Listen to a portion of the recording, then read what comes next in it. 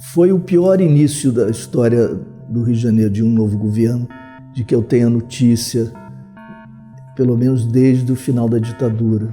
Os pesquisadores em todas as partes do mundo sabem que mais armas, mais crimes, mais violência, mais feminicídio, mais suicídio, mais acidente com armas. Marielle assassinada, crescimento de 36% das mortes provocadas por ações policiais, as milícias intactas, a desestruturação policial intacta e alguns bilhões de reais gastos. Porque, evidentemente, enfrentar a milícia não é simples e requer a refundação das polícias, porque milícias são polícias. Meu nome é Luiz Eduardo Soares, eu sou antropólogo, cientista político, escritor, fui secretário nacional de Segurança Pública e fui subsecretário de Segurança no estado do Rio de Janeiro, também atuei no Plano Municipal em Porto Alegre, Nova Iguaçu. Estou dedicado a essa área há muitos anos e publiquei agora pela Boitempo um livro chamado Desmilitarizar.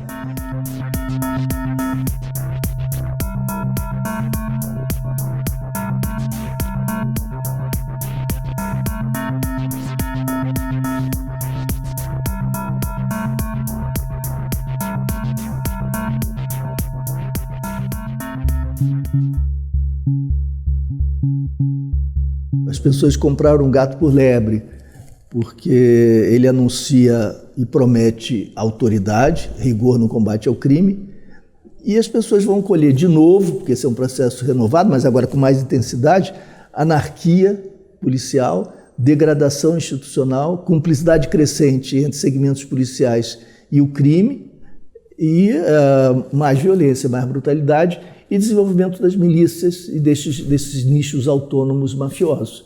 É isso que nós vamos ter. Quando se propõe mais do mesmo, o Einstein dizia isso, né? Para ele, a definição de loucura é repetir os métodos da expectativa de obtenção de resultados diferentes. Isso que ele dizia que era a loucura. Nós estamos imersos nessa insanidade, porque todas as propostas, flexibilização do acesso às armas, que é uma loucura completa. Todo mundo sabe, literalmente, o mundo todo, os pesquisadores em todas as partes do mundo sabem que mais armas, mais crimes, mais violência, mais feminicídio, mais suicídio, mais acidente com armas.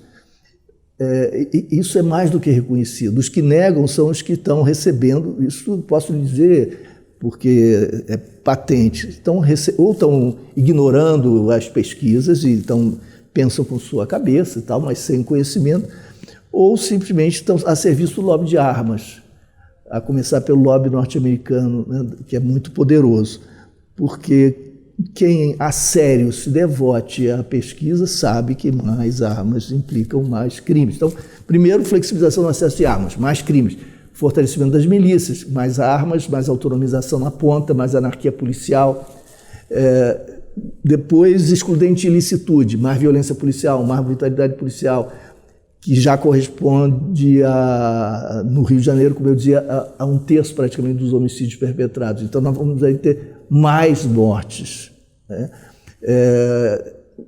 Penas mais longas. Quem está celebrando isso são as facções criminosas.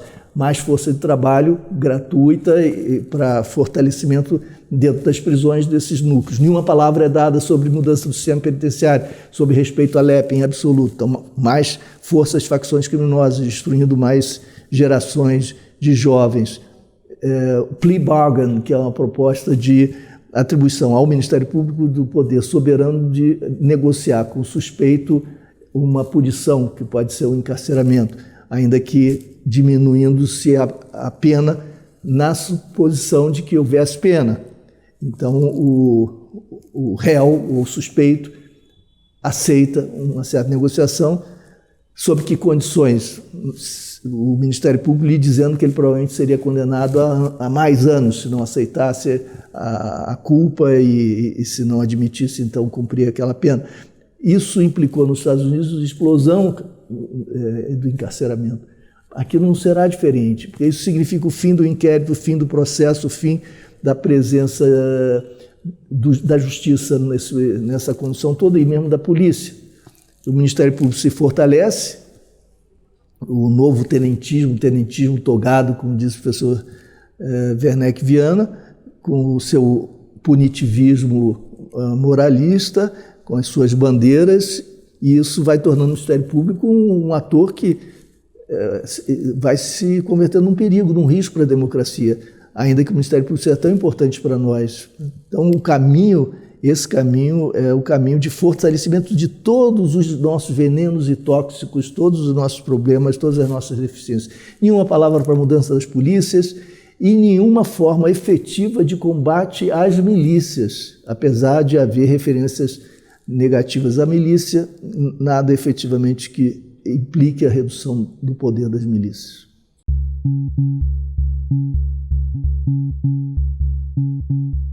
Foi o pior início da história do Rio de Janeiro, de um novo governo, de que eu tenha notícia, pelo menos desde o final da ditadura.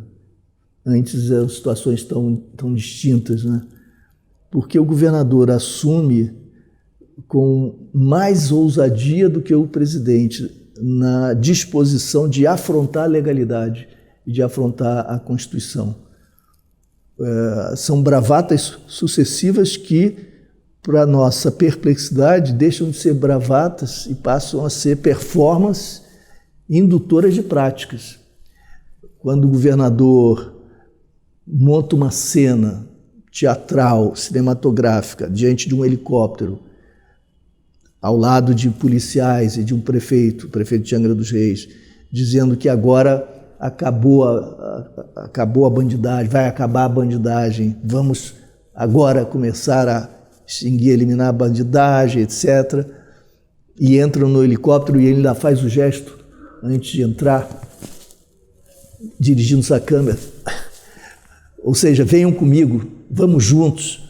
É alguma coisa inacreditável, porque ele está convocando para a guerra contra inimigos que não estão circunscritos, identificados, são genericamente evocados ou aludidos, depois com sobrevoos e tiros, o que constitui uma aberração, porque não é possível utilizar uma plataforma instável para a utilização de, por exemplo, um sniper.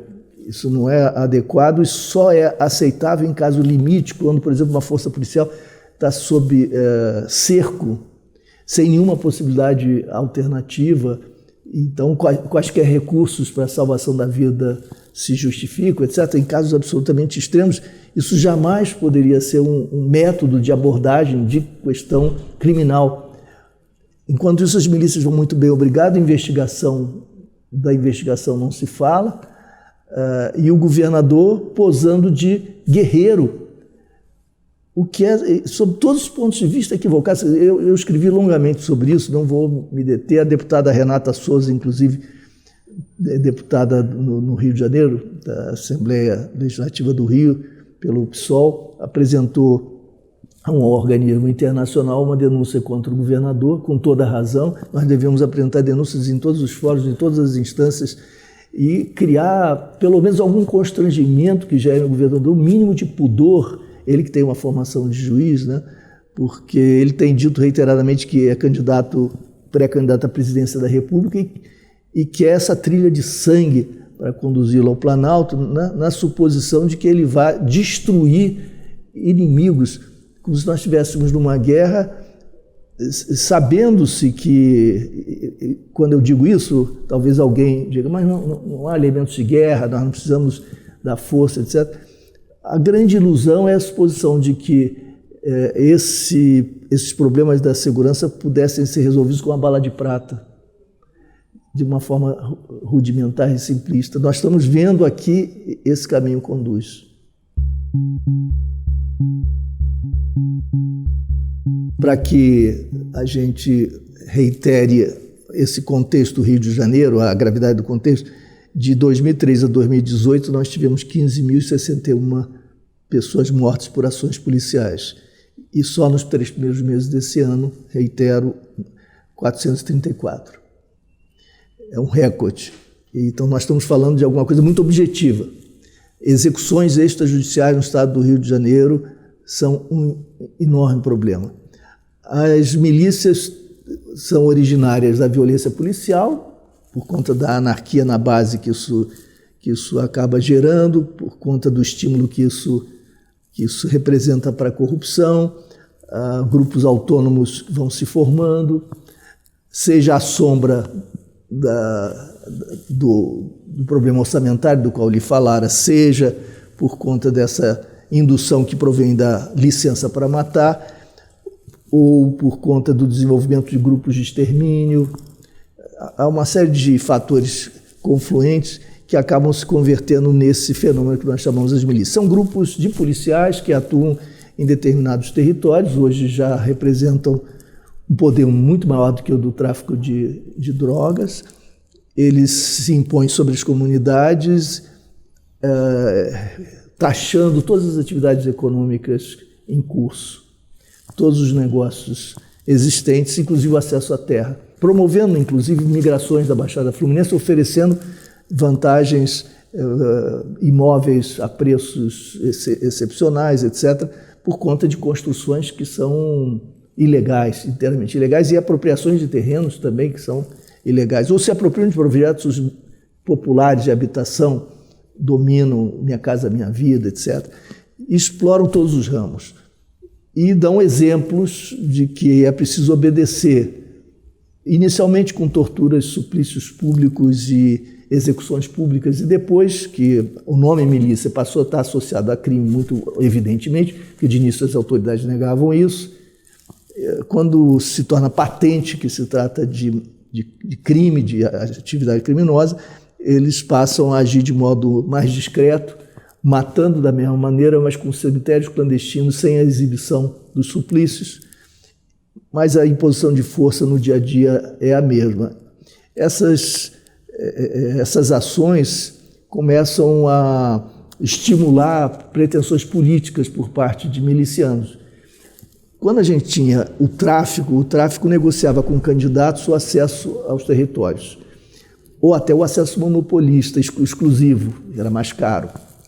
Mas os traficantes não tinham pretensões diretamente políticas, eles não se apresentavam como candidatos. Enquanto os milicianos, se de início negociavam com candidatos, e ainda o fazem, o acesso, ou o controle de votos, porque pelo terror eles acabam forçando a comunidade a votar em determinados candidatos, ameaçando descobrir quem votou em quem, etc., criando toda uma aura de insegurança. Eles próprios começaram a perceber que podem ser candidatos, podiam ser candidatos. Começaram a se candidatar e várias carreiras se fizeram, algumas interrompidas, outras de sucesso. Há toda uma geopolítica, disputas entre grupos dessas máfias milicianas, e as candidaturas por partidos diferentes se multiplicam. Então a infiltração na política é muito grande. E quando a gente vê, por exemplo, o senador Flávio Bolsonaro condecorar milicianos, policiais, inclusive que já tinham sido condenados, já estavam punidos e ainda assim foram condecorados, e são milicianos sabidamente, quando ele abriga em seu gabinete milicianos, quando ele aplaude milicianos, quando o pai, que é hoje presidente, no Congresso Nacional, elogia chacina na Bahia e diz que precisamos de mais chacinas no Rio de Janeiro, enquanto a segurança pública não for oferecida pelo Estado, os grupos de extermínio policiais são bem-vindos no Rio de Janeiro para fazer o seu trabalho sujo, etc. Diante dessas falas eloquentes e dos sinais todos de estímulo, né, a essas práticas, o que é que nós podemos esperar quando esse grupo e seus aliados chegam ao poder e propõem, por exemplo, flexibilização do acesso às armas? Nós nos sentimos, como população, no Brasil, mas particularmente no Rio de Janeiro, acuados diante da falta de limites impostos às milícias. Elas parecem estar, de fato, apoiadas pelo discurso dominante. E o governador do Rio acaba de dizer que as milícias não são o seu problema, não são o maior problema, etc. Na velha política de subestimar as polícias, as milícias, porque, evidentemente, enfrentar a milícia não é simples e requer a refundação das polícias, porque milícias são polícias, são compostas por policiais. Eu não estou dizendo que todos os policiais do Rio de Janeiro estejam envolvidos em milícias, mas são segmentos numerosos, que têm um poder muito grande dentro da polícia e o poder de acuar seus colegas, chantagear seus colegas. Então, a revolução que é necessária nas polícias do Rio de Janeiro não é uma revolução independente do enfrentamento do crime, é parte constitutiva e prioritária do enfrentamento do crime. Não há crime sem polícia no Rio de Janeiro, sem segmentos policiais numerosos. Eles estão profundamente articulados. Essa sociedade entre crime e polícia se dá quando a autoridade, repito, autoriza na base o desrespeito à legalidade e à execução extrajudicial. Você pode matar que eu seguro. Nessa frase corresponde a um apoio a essa prática. Quando o policial recebe autorização para matar, recebe também autorização para não fazê-lo, negocia a sobrevivência ali do suspeito. O suspeito dá o que tem e o que não tem para sobreviver. E essa é a origem de uma articulação, porque desses encontros diários no varejo nascem e prosperam determinadas dinâmicas que conduzem ao que hoje reina no Rio de Janeiro soberano, que é o arrego, o arreglo, o acordo, o contrato entre segmentos policiais e traficantes, grupos de tráfico, facções, etc. Esses arranjos significam que há uma indistinção, uma sociedade entre esses segmentos policiais e o tráfico, a ponto de segmentos policiais obrigarem certos traficantes que fogem a retornarem para continuarem produzindo. Há várias histórias desse tipo. Então, esses segmentos policiais estão associados ao crime, eles são o crime. Eles nascem como? Nasceram da autorização para matar. Então, quando alguém da classe média diz, não me importam limites morais, valores, eu quero resultado, eu quero meus filhos sãos e salvos, eu quero estar seguro. Ok, o que eu digo é, independente de seus valores, você não estará seguro assim. Ao contrário, o resultado vai ser esse que já colhemos, degradação institucional e a polícia ficando mais fraca, o crime ficando mais forte, porque a polícia e o crime se tornam indistinguíveis. E de outro lado, claro, essa polícia corrupta faz o quê? Vai crescendo, dominando territórios, fazendo melhor, no sentido criminoso, o que o tráfico fazia. E agora negociando drogas, substâncias ilícitas. Então as milícias terceirizam para traficantes, subcontratam traficantes ou negociam as drogas diretamente, já não há nenhum pudor. Nós temos já a informação de quem são os prováveis assassinos na ponta. Evidentemente, eles são profissionais, matadores do escritório do crime, que é uma milícia, da qual fazem parte outros policiais já condecorados, já homenageados, etc. Então, essa promiscuidade política e crime está se manifestando. Marielle é morta num contexto em que políticos fisiológicos que sempre se elegeram associados a milícias, não quer dizer que eles fossem diretamente milicianos, mas associados, aliados à milícia com votos milicianos, começam a ser presos, sendo julgados, afastados do poder, e é um contexto de instabilidade, disputas geopolíticas entre milícias, etc. De onde parte, com que objetivo exatamente parte essa ameaça? Me parece que o objetivo sempre foi, o objetivo inicial de todos esses grupos ameaçados sempre foi acabar com a vida de Marcelo Freixo, que se tornou o grande inimigo das milícias quando conduziu a CPI das milícias a partir de 2008. Então, até hoje ele anda com a segurança e as ameaças se multiplicam, etc. Ele era o que representava esse esforço que vai além do Marcelo, porque envolve todos os defensores de direitos humanos e todos os que dentro das polícias também enfrentam as milícias e pagam preços caros por isso. E outros políticos também. Mas o Marcelo representava, simbolizava tudo isso. Mas o Marcelo é muito protegido.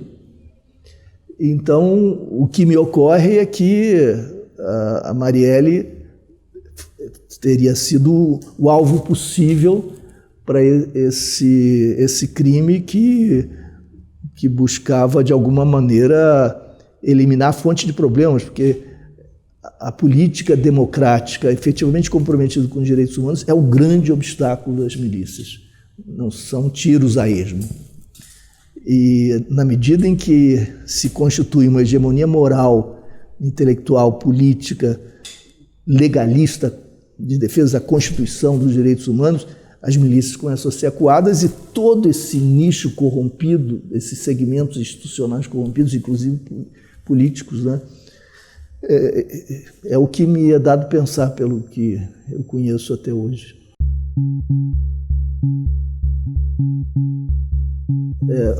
Marielle assassinada, com seu motorista Anderson assassinado, crescimento de 36% das mortes provocadas por ações policiais, as milícias intactas, a desestruturação policial intacta, os crimes, com exceção do roubo de cargas, intactos, permanecendo basicamente no mesmo patamar, homicídios, inclusive, com um pequeno aumento, e alguns bilhões de reais gastos, além dos discursos, das retóricas, etc. Que balanço a gente pode fazer disso? Aliás, a gente não deve nem, eu acho, culpar os militares, porque os militares, até onde eu sei, pelo menos aqueles mais responsáveis, sempre foram contrários às GLOs, Operações de Garantia de Lei e Ordem, e a intervenção militar, e se sentiram instrumentalizados pelo Temer, oportunisticamente, né? Se sentiram objeto de uma manipulação oportunista de natureza política, evidentemente. Eles não estavam preparados, não tinham plano algum, e o disseram. E sabem que eles não teriam como fazer face aos desafios do Rio de Janeiro. Esses desafios são intersetoriais, multidimensionais, exigem, sobretudo, investigação, não ação militar, que acabaria produzindo mais do mesmo também, ainda que sob outras formas, né? Então, esse fracasso já era anunciado, já era antecipado, e os próprios militares o temiam, né? E talvez o pronunciassem, né? na resistência que demonstravam no início a essa missão.